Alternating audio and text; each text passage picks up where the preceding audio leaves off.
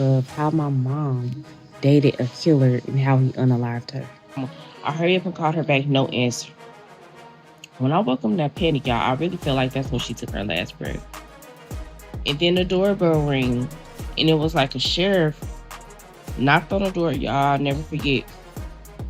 Knocked on the door and was like, "Hey, are you guys relatives of such and such? We need somebody to come identify the body." What? Got out of jail? This is for sure full blown trigger warning. Y'all, sad story, disturbing story for sure. I mean, let me talking about people getting killed. Femicide, pretty much. So definitely just be ready for that. It's really frustrating, but we got to talk about it. It's important to talk about it. Now, this is part one of how my mom dated a killer and how he unalived her. So this happened when I was about 6 or 7, and like I just remember as a kid, like it playing on the news, like back to back. Like when it happened, every person's house we went to, it was on the news. Like, and that was traumatizing for me as a kid. But like, so like when he used to come around, me and my sister never liked him. Like as kids, we was like, "Ugh, we just do not like him." We was like, "Mama," like we didn't even understand why she liked him. Like, but she was all about him. And whenever he came over, it was like he took her attention off of us. Like they would be in the room, so we'd be like, like who this dude think he is just coming over, you know. But it was just like he kind of looked, I don't know, just like us as kids, like we just peeped it like, man, something ain't right with this man. But my mom was like into him, y'all. I'm trying to tell y'all. And I remember like he used to try to like win my mama over, clean up the house, cook her breakfast. And so my mom was like, like, "Ooh, y'all, do y'all like him?" We like, "Mm-mm." And so like every weekend we would go to our auntie's house because she only had one daughter, and another one was in college. So we would always go to our cousin's house and visit with her on the weekends. And so yeah, so when he would be over, me and my sister would be like, "Ooh, we were leaving," you know what I'm saying? Because he always got her in the room now. So we was kind of excited to be leaving. Whatever, that was like the gist of like how things were going. And like I remember one time when we was about to get our butt whooped because we had did something, and we used to run, like make our mama chase us, like your mama have a switch or something, so we would run from my mama. Why one time he started trying to chase us, like to make our mama catch us, like me and my sister was looking like y'all. And so I remember one time me and my sister, we was really trying to run now. And I remember I had hid up under the bed, like all the way in the back. And so I was like looking, and he like found me, and he had, I guess he was cooking something. He had one of those little long forks, like the long pitchforks, like when you grill and you like poking the sausage or whatever, or the meat. He like had that and was like, so like I said, when he did a little pitchfork thing, like that already was like, this dude is weird. I never told my mom about that though. Uh, But I will say, when we had left that weekend, because like I said, we went to my auntie's house every weekend. We had gave our mom a hug and kiss. She met us like she was at the doorstep. We gave her a hug and kiss. When my uncle hit that curb, we was like, "Wait, we forgot to give our mom a hug and a kiss." It was evident we gave our mom a hug. So it was like we had a feeling. We knew our mama. We wasn't gonna see our mama again. Like that's. I'm telling y'all, I'm not lying. Like we had a feeling that something was just weird. So sometimes when I leave the house with my kids and they cry, it's like very triggering for me because I'm like, am I gonna come back? Like, what y'all crying for? What y'all crying for? So yeah, yeah, it's gonna stop. But yeah, that's part two. Okay, y'all, this is part 3. So, like I said, when me and my cousins and my sister was playing, like it was cool until it hit like bedtime. And I swear, y'all, it was like something so heavy on my heart where I could not even go to sleep. Like I was just like thinking about my mama, like, oh my God, something is wrong. And my mama, she was the type of mama where we had to know our address by heart, her number by heart, house phone number by heart, all that. You know what I'm saying? So I'm like looking for the house phone. At this point, I know everybody in the house is asleep. And I'm like, Mama, when I called her, y'all, important details. When my mama used to be mad or arguing with anybody, she would shut her room, lock her door, and blast the music. That's immediately what I heard. I'm like, Mama, what's going on? Why you mad? She like, girl, stay in the child's place. And then I hear him banging on the door. I'm like, Mama, is everything okay? So she's like, yes, girl, stay in the child's place. Da da da da. I'm like, oh my God. Like so I was after I got off the phone with my mama, that's where we was at, right?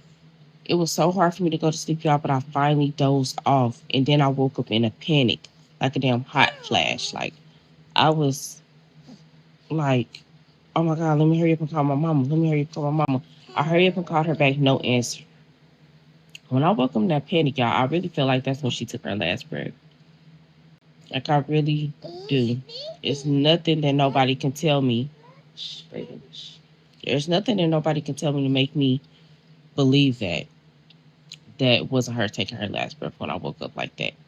So when I had woke up, my sister woke up, my cousin woke up. Me and my sister kind of had the same vibe. Like we was just off. Like we wasn't excited. Like, oh, we finna go run and play. It was like it was just very like dry, basically. So we went downstairs. My cousin like, y'all want to play Monopoly? We just like, yeah, like like the vibes was off. So we start playing Monopoly. I swear to God, y'all, me and my sister start crying in sync. Like busting out crying. My cousin looking like, what's wrong with y'all? And from that point on, it was like everything was a domino effect. So me and my sister start crying. And then we hear our auntie upstairs yelling and screaming, crying. And then the doorbell ring. And it was like a sheriff knocked on the door. Y'all I'll never forget. Knocked on the door and was like, hey, are you guys relatives of such and such?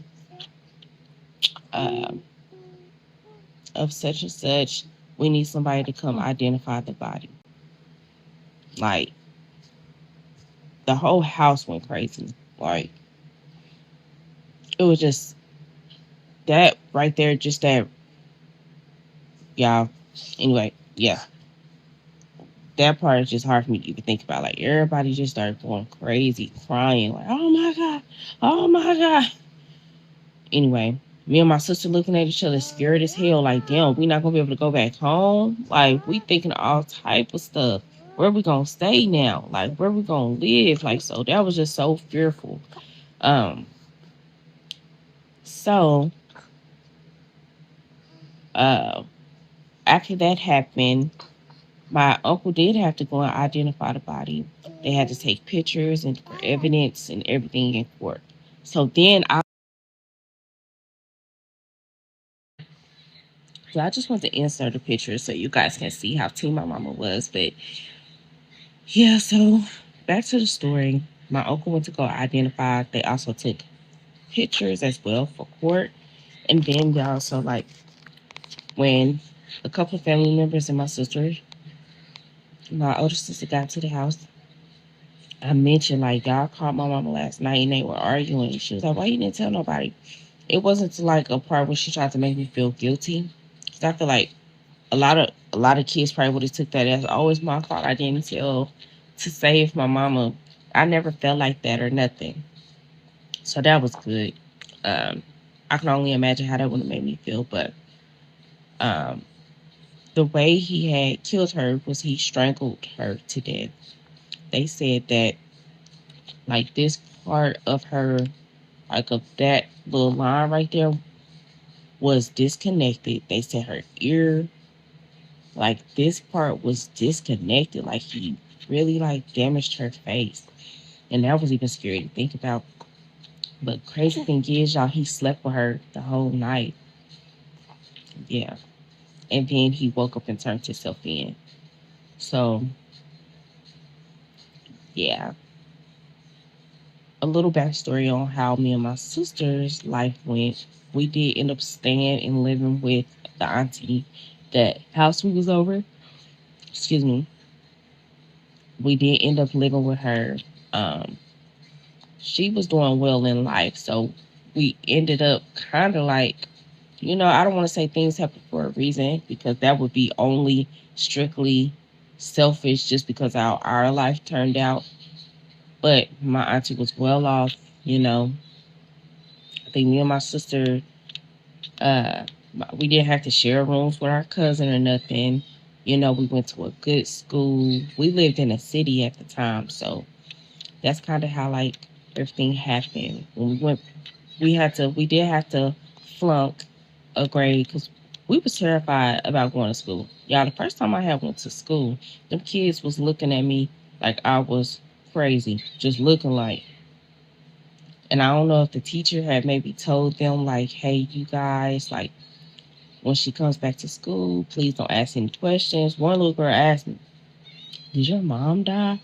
And I just ran the heck out of class. Like I just could not take it. I didn't want to go back to that school. And so then, yeah, that's a little backstory. Y'all got any questions? Y'all can ask. I don't want to disclose his name because I swear I think he got out of jail like in August of last year. So I don't want to disclose his name. The videos are already doing well. So What? Got out of jail? Yeah, man. That's crazy. That's crazy. It is what I be saying in the spirit of domestic violence awareness month. The laws need to be changed. If a man kills a woman outside of self-defense, imminent threat of violence against him. If a man kills a woman, I ain't even talking about hand to hand. You know what I'm saying? I'm talking about she got a weapon.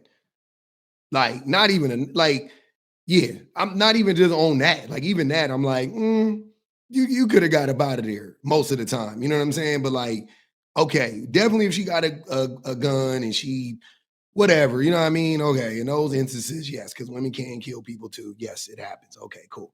But outside of that, if a man kills a woman or a child, life, life, strangled her, life. What conceivable reason could there be to let that man back amongst the population, the general population? Why? For what? He 100% is going to kill another woman. 100%. He is going to kill another woman. Guarantee you. I won't be shocked if he has a girlfriend a pen pal girlfriend that he probably already staying with. Like he's already in some woman's bed. I've like 100% chance of that. 100% chance. So whatever happens is on the hands of the justice system or injustice system. But this is a prime example of how men are not punished. Like the killing of a woman is not taken seriously. They're not. There is no reason that that man should be out of jail, out of prison, none whatsoever, zero. Um, man, that's crazy. Woo, that was crazy. I did not want to hear that at all. That's the last thing I wanted to hear or expected to hear. I thought it before going conclusion. I thought he was gone. I thought he, you know what I mean, under the prison. But nope, he got out of prison. So P. Bobby served like 30 years, somewhere around there. She looks like she's in her like early to mid 30s, 32, 33, 34. She said this happened when she was, he served anywhere between probably 25 to 30 years. Life, real life, not 25 to life, real life. No possibility of parole, minimum. Minimum. Also, I would like to add to that, you try to kill a woman, life, because you're gonna, if we let you out, you're gonna kill a woman for sure. Like those types of crimes, they don't stop. Like if you throttle a woman, if you choke a woman, 100% chance you're gonna choke another woman if you get the opportunity to, without a doubt. Like that's in you. Like to choke a woman, that is in you. There's some, you know what I'm saying? Like that is a deep-seated hate within you against women. Like I just couldn't imagine I just can't imagine doing that to a woman. Like I just can't. It's like it's the same. Like I couldn't imagine doing it to a child. Can't do it. That's a different. There. You're too far gone in my estimation. So life, we need to change the laws. That's crazy. Well, oh my God, that's crazy. I wish we'd have known this before. We could have wrote some letters, keep his ass locked up. That's crazy. Damn. Shout out to her and her sister and her auntie and her family and everybody that held them down. Also, lastly, I do want to mention the fact that she hit on something that we often address on this channel, but we as a society like overlook, right? I feel like, at least in this in the situations that I come across. She said something about how her auntie was well off. I'm guessing her mother wasn't as well off. She was, her mother, probably was like my mom, probably struggling somewhat. That's probably why she ended up with this no good motherfucker to begin with.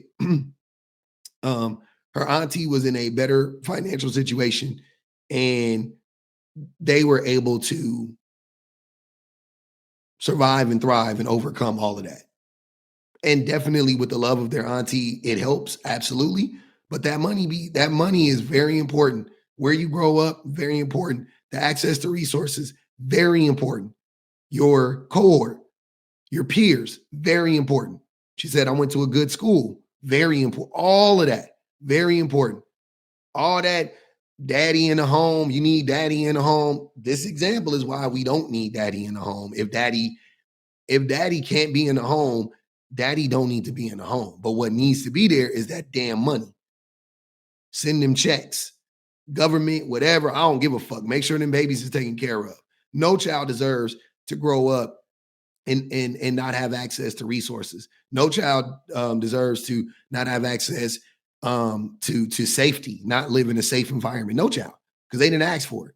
The children should never be punished because of the sins of the parent. So we got to help the parent out, even though the parent's been an asshole and lazy or whatever y'all think they deserve, whatever makes them undeserving of protections and provisions. We got to look past all of that and make sure the children are taken care of.